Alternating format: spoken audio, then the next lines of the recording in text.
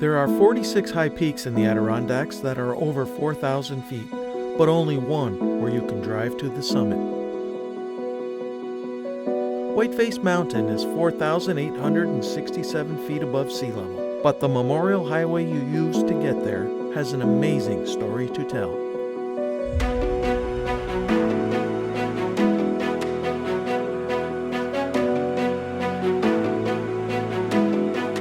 Predating the ski area by about 20 years, the ground was broken for the Whiteface Memorial Highway project by Franklin Delano Roosevelt on September 11, 1929.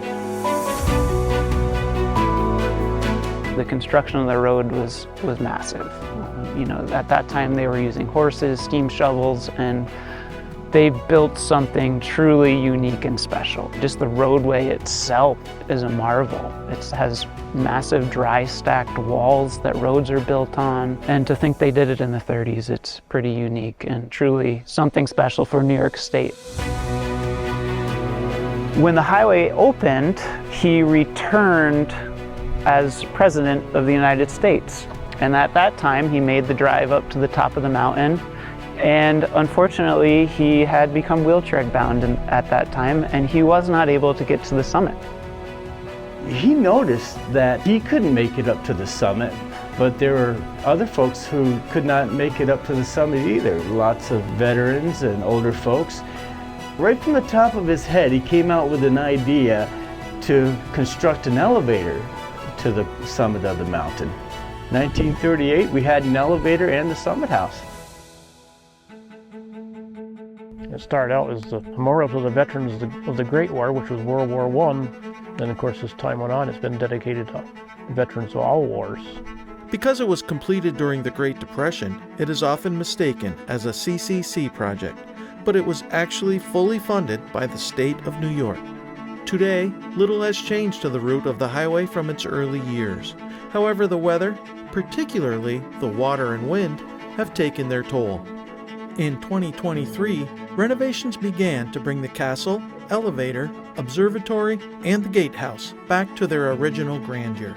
The castle itself gets bombarded by wind and rain and hail and snow and ice, and it's taken its toll on it. And right now we've been fortunate to rebuild a lot of the castle and make it more weatherproof.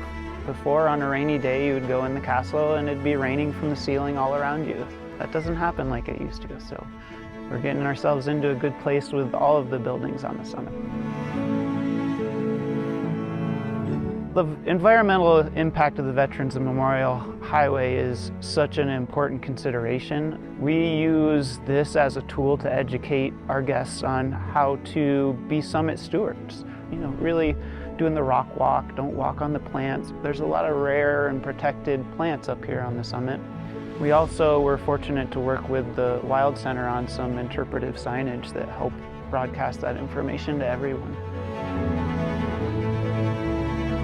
And we're very fortunate to have a lot of overlapping staff. So we use the highway and the ski resort to allow people to have full-time year-round jobs. And we have a core group of people that have worked on the Memorial Highway for some of them over 30 years, and they've also worked at the ski center for the same amount of time. So we have a lot of knowledge there on how to deal with the unique situation that the Memorial Highway is for us.